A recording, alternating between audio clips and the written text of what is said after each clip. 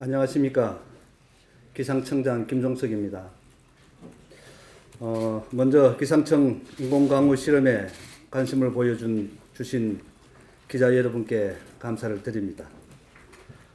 그동안 기상청에서는 인공강우 실험을 활용해서 가뭄 대처를 하기 위해 지속적으로 연구를 추진해 왔습니다.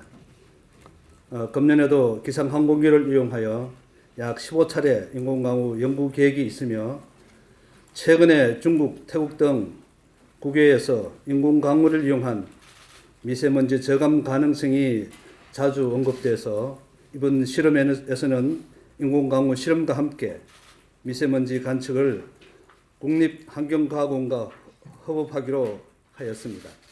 그래서 오늘 브리핑을 통해서 이미 계획된 올해 첫 번째 인공강우 실험 실시에 대해서 말씀드리겠습니다. 이번 실험에서는 특히 국민적 관심이 미세먼지와 인공중에 많이 있기 때문에 그걸 고려해서 환경부와 협업을 통해서 인공강우 물질을 살펴서 강수 입진 변화와 미세먼지 저감 효과 분석까지도 같이 수행할 예정이 되겠습니다. 먼저 첫 번째로 인공강우가 무엇인지 그 기술 현황을 간단하게 말씀드리도록 하겠습니다.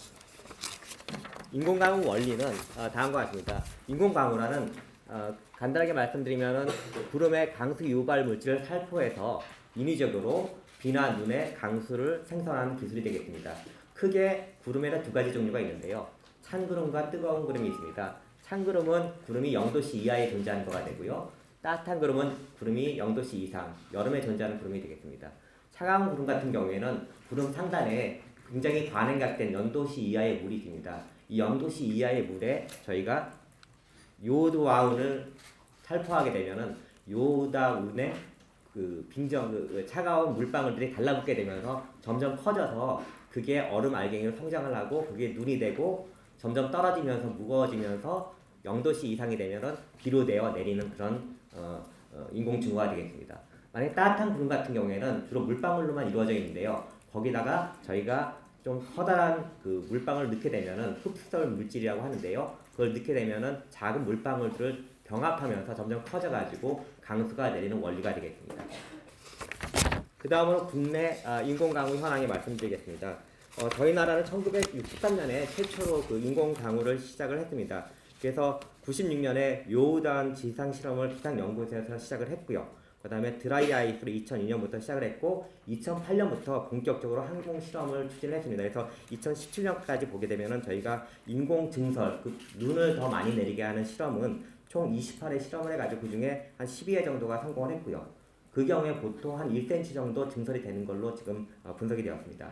인공증후 같은 경우에는 저희가 주로 경기 충남 지역에서 이루어졌는데 총 14회를 수행해서 4회 정도가 증후가 있었고요. 그 양은 한 1mm 정도 더 늘어난 것으로 이렇게 파악을 하고 있습니다. 저희가 2018년도에 기상항공기가 도입되어서 인공강우 실험을 총 12회 했고요. 그 이후에 저희가 좀 상세 분석을 하는 중에 있습니다.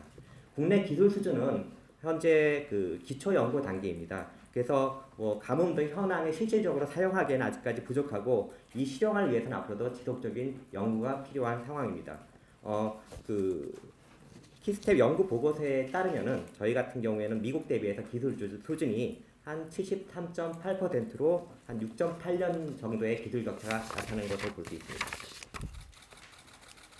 그래서 이러한 인공강우를 하는 체계를 간단하게만 과정을 말씀드리면은 먼저 인공강우 설계, 실험, 검증의 3개 단계로 나누어집니다.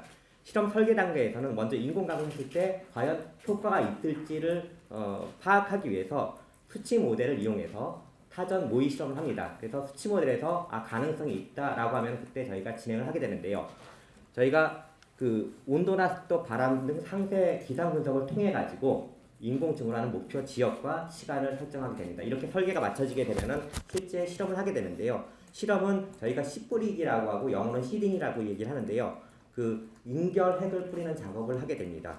그리고 응결핵을 뿌린 다음에 항공기로 다시 구름 지역을 왔다 갔다 하면서 응결핵을 뿌리기 전과 후에 구름 내에 구름 입자와 강수 입자의 변화를 파악하면서 그걸로 나중에 강수 효과가 있는지를 검증하는 형태로 사용을 하고 있습니다. 마지막 검증은 저희가 실험하면서 얻은 검증용 관측자를 분석하게 되고요. 또한 저희가 수치 모의를 통해 가지고 수치 모의를 통해서 증거가 일어난 지역의 진짜로 징후가 일어나는지를 비교함으로써 그 검증을 하는 형태로 진행을 하고 있습니다. 이를 위해서는 지상에서 여러 가지 불은 물리 관측 장비를 활용하고 있습니다. 다음으로 인공강우의 미세먼지 저감 효과에 대해서 좀 말씀을 드리겠습니다. 최근 미세먼지에 대한 국민적 관심이 굉장히 증대하고 있고요. 또 인공강우를 이용해서 미세먼지를 저감할 수 있다는 그 기대감이 많이 있는 상황인데 실제로는 미세먼지를 이용한 저감 효과는 아직까지 확인된 바는 없는 상황이긴 합니다.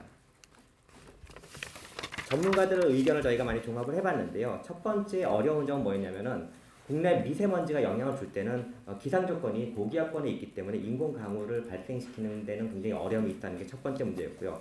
두 번째는 인공 강우 자체의 기술적인 한계로 인해서 인공 강우로 강수가 발생하더라도 한 0.1에서 1mm 정도만 더 많아지는 걸로 과학적으로 밝혀져 있습니다. 이거는 우리나라뿐만 아니고 선진국도 마찬가지인데요. 그래서 이렇게 작은 강수로는 미세먼지가 씻겨 내려가기 좀 어렵기 때문에 현재로서는 인공강우가 미세먼지 저감에 아주 중요한 해결책이 될 수는 없다고 판단이 되고 있고요. 두 번째로 저희가 인공강우를 통한 미세먼지 저감 효과 분석을 경기연구원에서 2018년도에 발간을 했습니다. 이 실험은 경기도와 과학원이 경기 지역에서 9차례 인공강우 실험을 2017년도에 실시를 했고요.